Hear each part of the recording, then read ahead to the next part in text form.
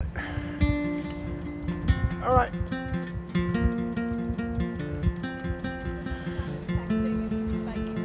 What's that? This is, well, I'm not engaging with it mentally. But yeah, it's pretty dumb.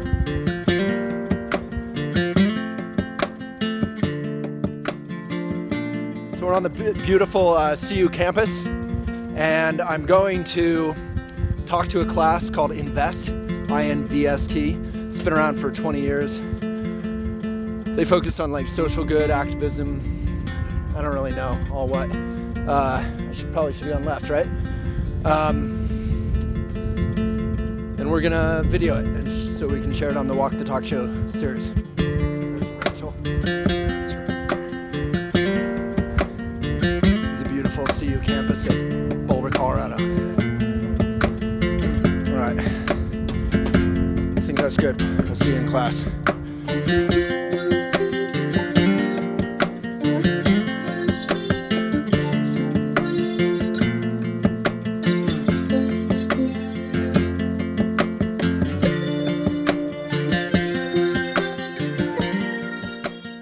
Yeah, so I do Elephant Journal.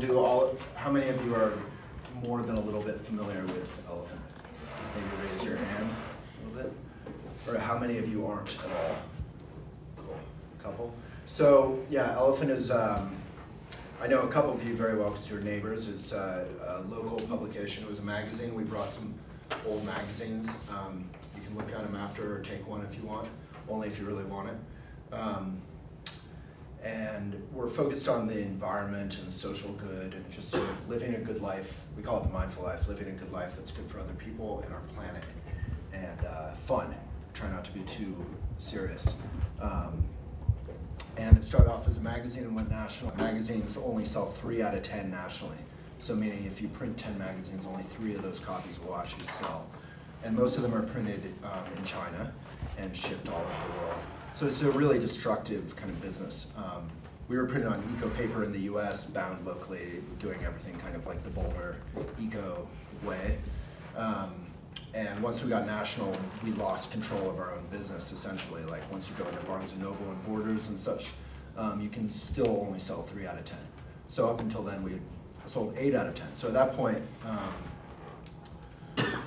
I'd been publishing Elephant, it had become national. It was worth a fair amount of money. It was pretty successful. Life was good. I was an entrepreneur. I was doing something I cared about. I was making pretty decent money. Had a good staff downtown. And I decided to put the whole thing out of business and go online because I wasn't willing to go down to 3 out of 10. There's a lot of hypocrites in the business world once you get out there. Pretty much everybody is hypocritical. You could call it compromise if you want to be nicer. I view it as hypocrisy, basically. Obviously, we all have to compromise. No one's perfect. I'm a great example of that, if you know me. But you know, it's still possible to live the mindful life, to try and do as good as you can, and be thoughtful, and not destroy this world. And you know, we have a weekly talk show. Just an hour ago, I interviewed a guy who's working in prisons nationally to help out with both the guards, who have a life expectancy of something like 20 years less than the the general U.S. population, and mostly the prisoners he's focused on. I'm sure everyone knows the prison population is incredibly, it's just a very underserved and messed up kind of thing. We jail more people than any country in history, higher percentage. Anyway, so we've tried and focus on doing good, and I know a lot of you are doing that. So we went online. Now we're at 8 million readers a month, which is 1/3 of what Huffington Post was when it sold to AOL for $84 million. Unlike most businesses, we don't want to sell out. We want to just grow, make good money, do good, pay people well, and create further good. And then I'll die and finally get a break. I'm pretty wiped out today. I didn't mean that to sound horrible. I just mean it's like, it's nonstop. When you're an entrepreneur, and you love what you do, it's, you know, I haven't had a vacation, I don't think, really, in 11 years. So, but the good news is you love what you do, and you can do well, hopefully. So I think that's about it. We won #1 in the country twice on Twitter for green coverage nationally. We write about everything from yoga to adventure to climbing to family to, whatever, gardening or politics or pretty much everything. And if there's something we don't cover, we try and cover it. Animal rights, what else? Equal Health rights and wellness. generally. Huh? Health and wellness. Health and wellness. We love health and wellness. Yeah. They don't do it, but they love reading about studies and stuff. Yeah, I mean, I live social media, so I guess at this point it would be great to hear from you all. If you're curious, if you have any questions for me or I'd love to just know more about what you're doing. We're working on soul projects, serving, organizing, leading, learning. Yep, leading. And Clearly not learning. so, obviously not. So we design and implement and evaluate a community initiative, trying to make some positive change in Boulder. Wow. And so we have 4 groups, and I guess someone from each group should describe their group, but I'm in the Raven Gardens group, so we're working on bringing urban agriculture to Boulder, and we're working with growing gardens, and we're helping them fundraise and bring in more low donation donors, and then we're revamping their donor page, and we're also creating a street team, outreach stuff and appreciation committee. And then we started See You in the Garden, which used to be See You Going Local. I don't know if you remember that from down the street, but Oh, you mean with the farm thing? yeah, oh, yeah, and the house strip. Yeah. That was See You Going Local, so we kind of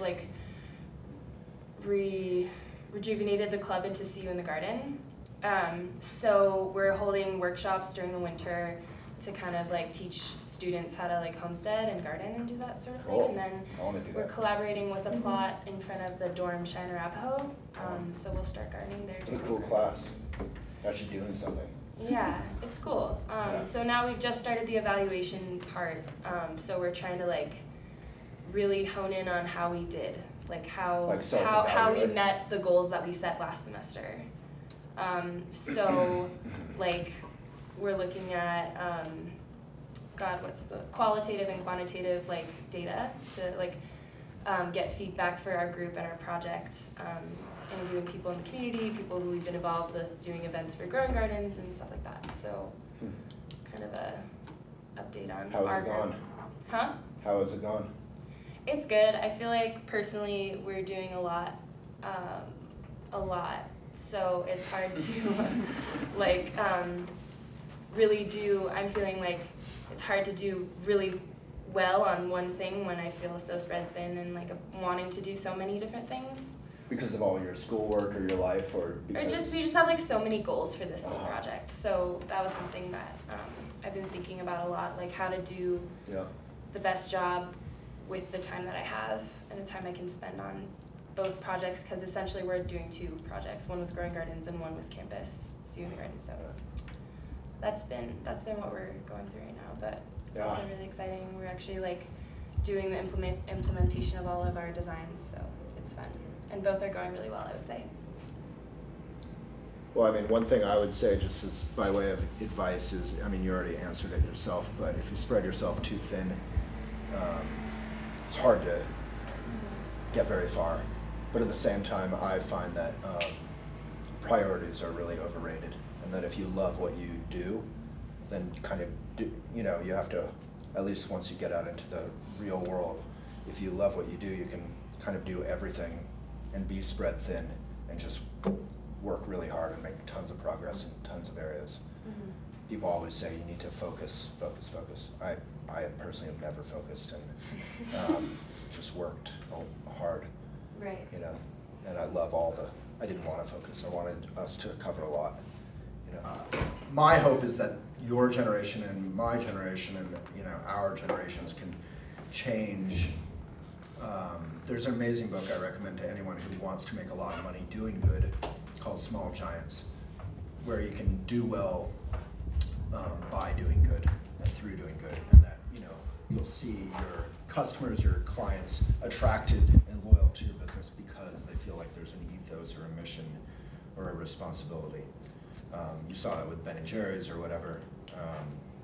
And I'm about to probably go out to Natural Products Expo West, where I go every year, and that's where like all the environmentalists go to like compromise and sell out on everything they care about, and all the business people come to basically buy idealism and destroy it. So, I mean, it's really true. I mean, I'm sort of being humorous, but it's really true. Like a good friend of mine who will go unnamed, it's like a really good guy, started a organic business here years ago. 10 years later, it's a big success. Like, you'd probably be psyched to have him in this class. And there's not a single thing he does that's environmentally responsible anymore. Peanut butter? Not one thing. I have no idea what you're talking about. There's another guy who loves to talk about his sustainable packaging, but half of it's, and a lot of it's great, half of it's in plastic, some of it's in pumps. Just so you all know, if you ever buy a pump, you're not an environmentalist. Don't do it. Pumps cannot be recycled. There's like 18 parts in them. Just avoid it. So, anyway, I'm so uptight when I'm tired. But I really do care. I mean, plastic is a real thing. I love how we all like love to go on cancer walks, but then we don't look at the root causes. Like cancer, the rate of cancer in our society has gone out of control in the last 100 years. Those 100 years parallel the transition of chemical warfare companies from World War II into fertilizer companies, which is like for food, right?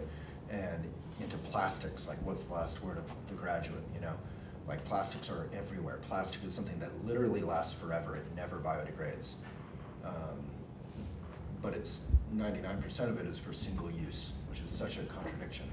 And then it, in your body, it turns into things like cancer. So all that we do, we all should be environmentalists. Like I always love when I like go up into the mountains and I'm hanging out with some hunters or whatever, and they have framed pictures of beautiful America on their wall, and they have framed pictures of deer, and like everyone wants their children and their grandchildren to be healthy and happy and green grass and blue sky and all that.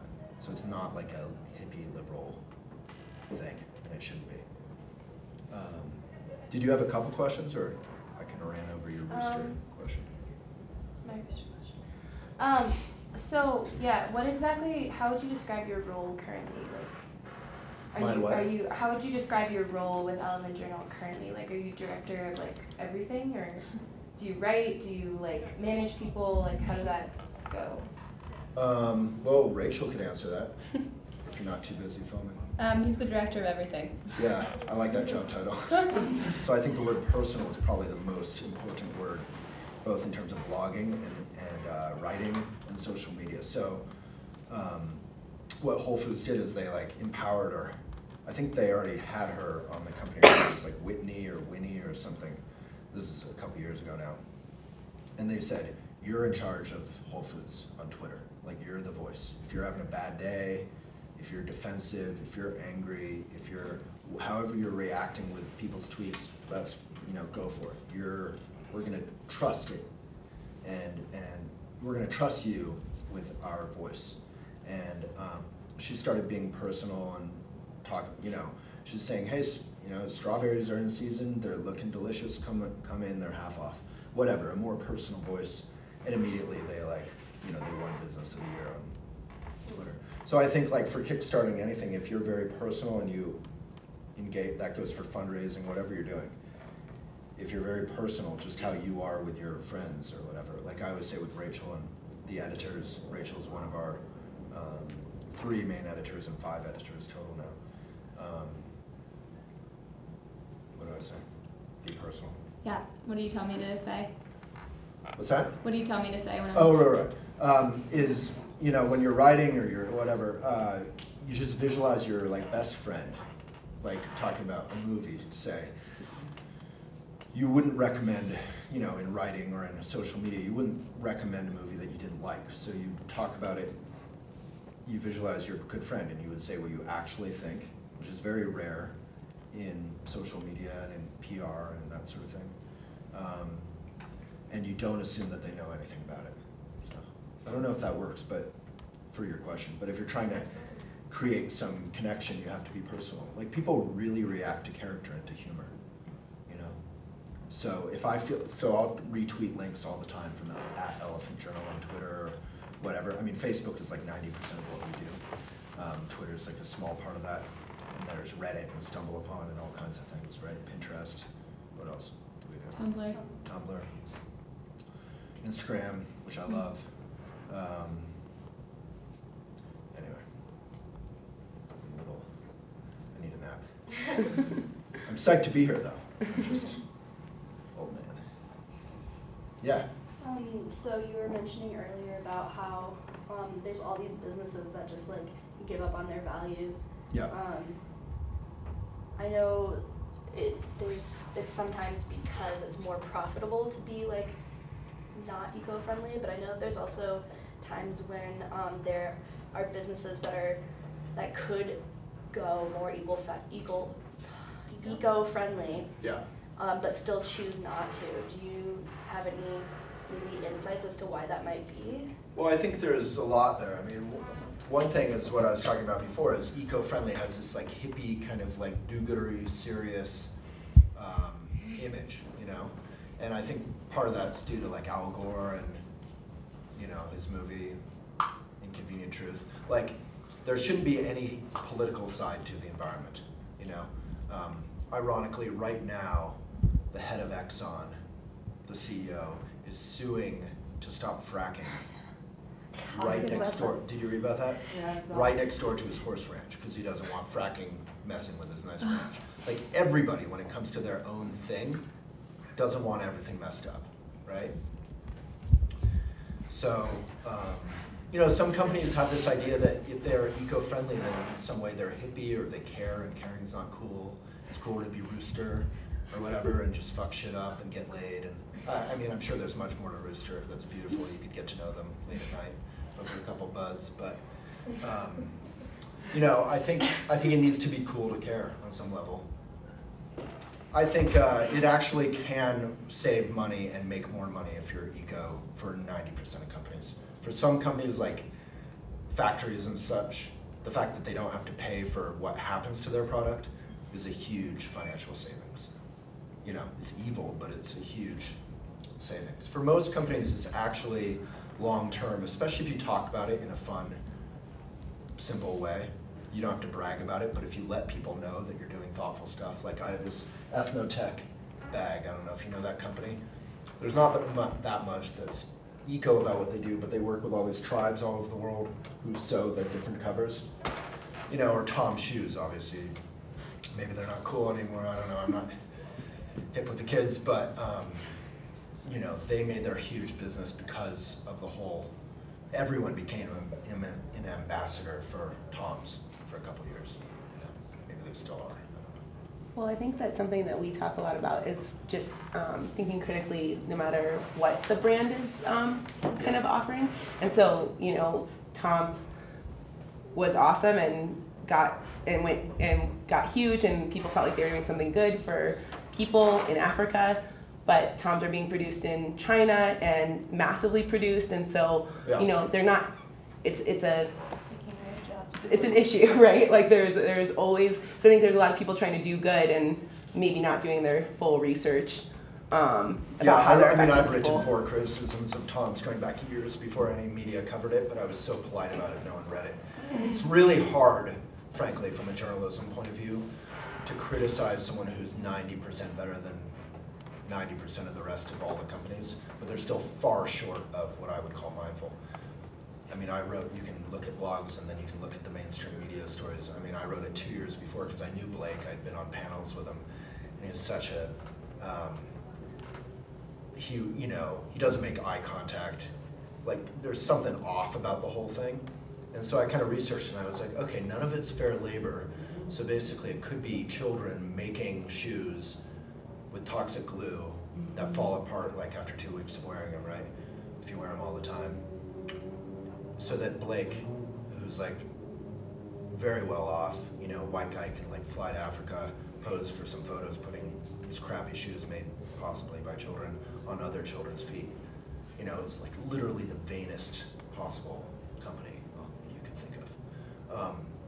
That said, it was so much better than, say, Crocs or whoever. You know, although Crocs has donated something like 5 times more shoes than Tom's, which I also covered.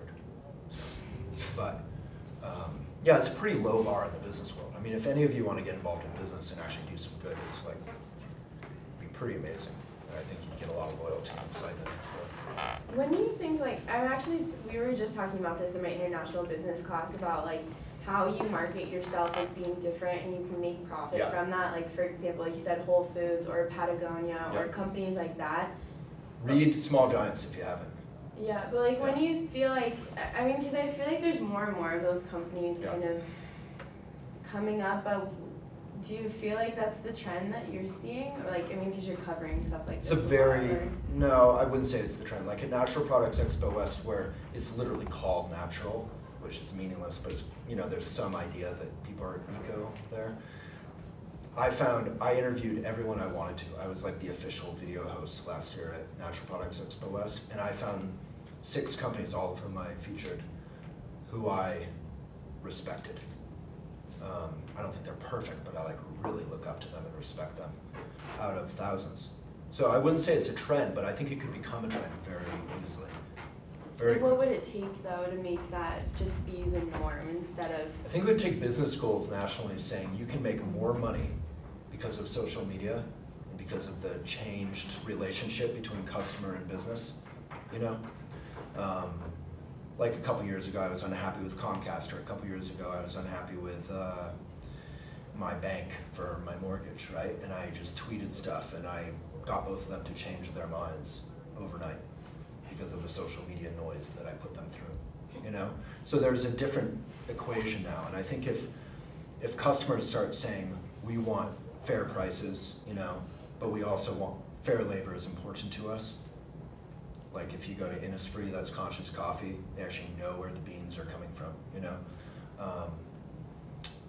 And organic is important, not just for my own health, but for the farmers. You know, farmers have something like 58% higher levels of cancer in the US. Farmers historically are healthy people who work outside. You know, that should be like a really healthy way of life. And now it's far less healthy than many of us, unless you're farmers. So, yeah, I think it could become a trend really quickly. I think business schools need to lead by example and say, you can make more money because people will be, overall, will be willing to pay a little bit more for a quality product that lasts longer. Like Patagonia has done that time and again.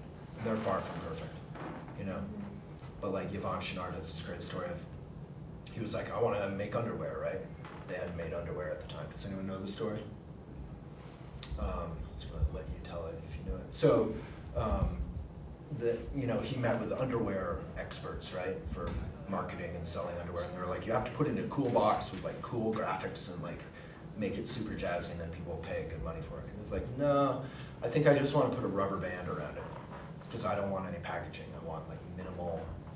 And it turned out to be a huge seller. He went against everyone's instincts because people could touch it, you know, and not in a pervy way. They could feel like,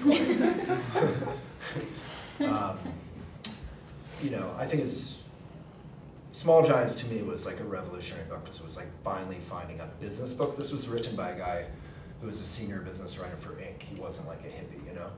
And he was interviewing all these businesses who kind of quietly, the funny thing is like most mindful businesses are under the radar because a lot of them don't want investment. If you want to kind of give up control of your own company, like the ones we were sort of alluding to before, a great way to do that is to take investment on.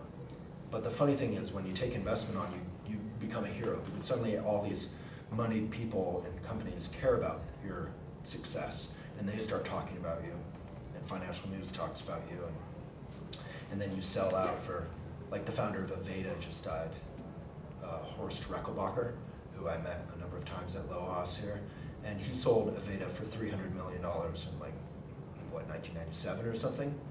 Like he's a huge hero of the eco world. To me, he's not a hero at all. He could have kept Aveda, paid himself tens and tens and tens of millions of dollars a year. Like nothing, like please don't please don't think you can't make crazy amounts of money without selling out. Like, you can do what you care about without selling out and make good money. There's plenty of examples. By selling out, do you mean being like publicly traded as a company? Is that what you're referring to explicitly, or something else? Yeah, good question. I don't know. I mean, I think selling out basically, like, so I've interviewed hundreds and hundreds of people. One of them was Steve Demos, who was founder of the largest organic company in the whole world. And he made at least like $350 million when he sold out. When he found out, when I interviewed him, when he found out I owned 100% of Elephant, he literally, like, this was after the interview was over, he like grabbed me by the shoulders and was like, don't sell out. Because he had been fired from his own company after he took on investment. I mean, John Mackey of Whole Foods, the only reason that guy is still the boss, because he's like, I don't know if anyone knows John Mackey, but he creates a PR mess for Whole Foods, like every once a year he says something, you know, I think it's kind of awesome, but it's horrible PR. He's libertarian and he just has like, he says what he thinks, which is really bad business. He would not be still in charge. I think he actually like stepped down from being CEO maybe, but he's still chair of the board or something. The only reason for that is because Whole Foods consistently makes profits and grows. But as all of you know, the economy is built on continual growth, which is literally the opposite of sustainability. Sustainability would mean you're kind of like farming. You know, you're returning everything to the earth that you took from it, if not more, making the earth better and better. And then you can make profits. Profits is great, but anyway, I'm all over the place. But selling out, I think any kind of investment is selling out. Maybe not so pejoratively, but you lose control of your own business. Well, wouldn't like the trick be? Because you talk about like how like when you do that, you have so many people in like literally investing in you now. Now you're like all these people's heroes. Like if you could somehow retain your whatever moral integrity and do that at the same time, that would be the trick, wouldn't it? Because then you'd have all these people on board with you. Well, Chipotle is a fantastic example. Whole Foods, they're the only companies who have maintained their ethics overall while being publicly traded or whatever, are ones who succeed every single quarter. So, like Chipotle is one of my heroes for a large business. They're amazing. They're not owned by McDonald's. That's like, they were invested in by McDonald's years ago, and then they bought themselves back. McDonald's was like, burritos, there's nothing in it, you can have it back. And they single-handedly created the free-range like pork business on a large scale. Free range is not that much better, but it's a little bit better. Organic rice, you know, it's relatively healthy. Yeah. So I mean, you know, the trick is, if I were like one of you guys, I don't know if this is what I'm here to talk about, but if I were here to start like a mindful business, I would try and kickstart it. You know, you can raise your money now, which is so magical to me. It's so amazing. Without getting investment. You can raise a couple $100,000 on a good idea, right? And then find a company where you don't need to buy tons of equipment or anything expensive, like internet, you know, it's a nice one. And then you potentially could make a lot of money. Like Threadless is an amazing company, you know, without ever having to get investment. That would be my goal if I were starting today. How about a challenging question, or like a question that comes from your project? Yeah. I don't know if this will be challenging, but it's something I've been thinking about. I don't actually want challenging. I just want to pretend I was journalism.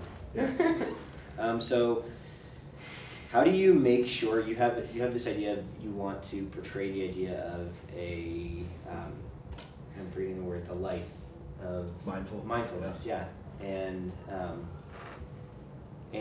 you know all these other ideas of like sustainability and bringing in journalism that has a diverse range of ideas and perspectives. But it seems to me that you can have an idea of what you want to put out there in the world, but it can so easily get kind of wrapped up in all of the day-to-day things where you just, you know, you have this fundamental idea of what you want to say, but then, well, you can't just take that thing out of your brain and put it out into the world. You actually have to take all these concrete steps to get there, and sometimes it can get a little bit muddled through those steps. and wind up being something completely different.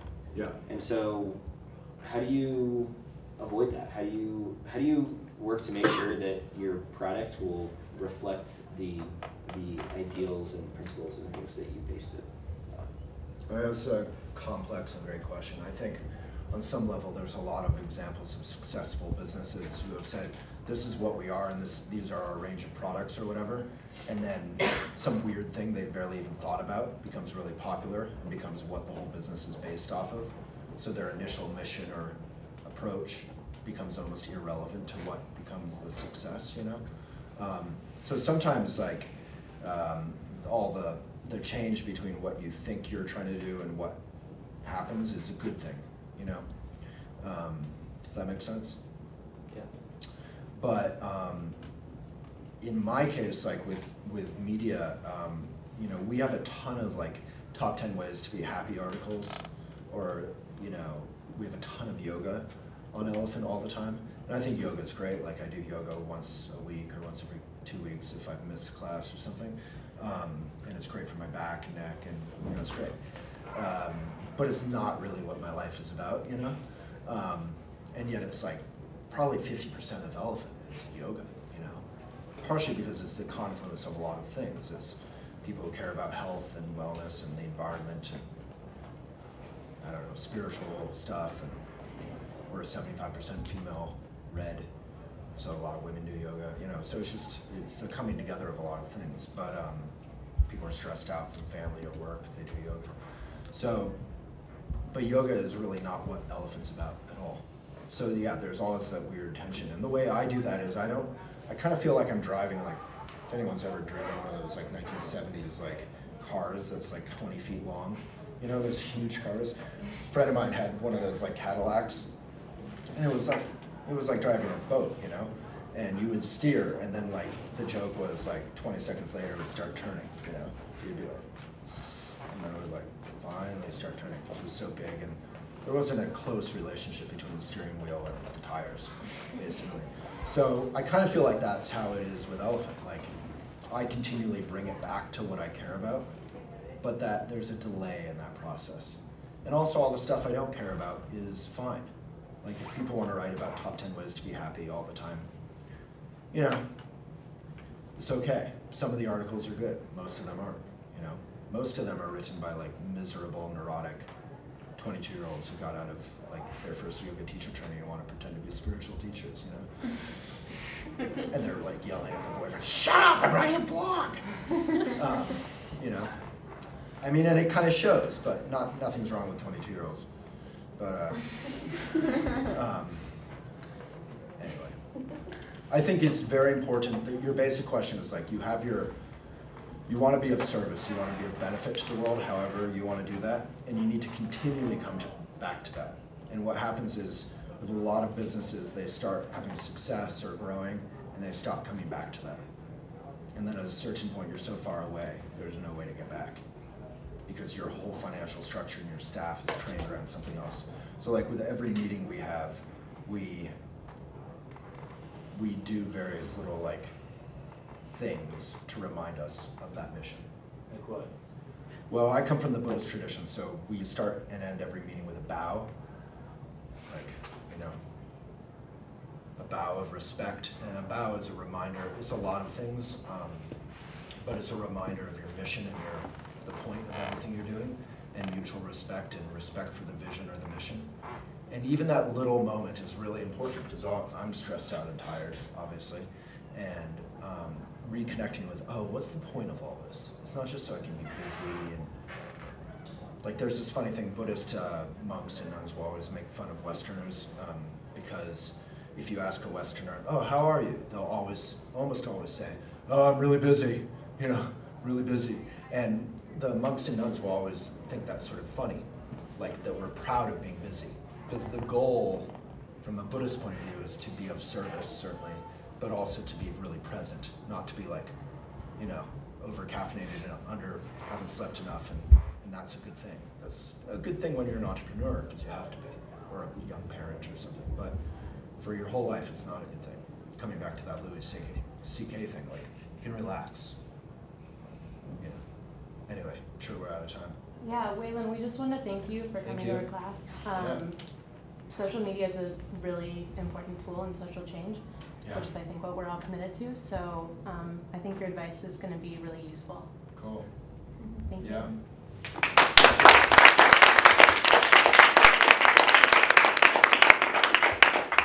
We all bow. Just mutual respect and reminder of your personal mission in this class and generally. Thank you.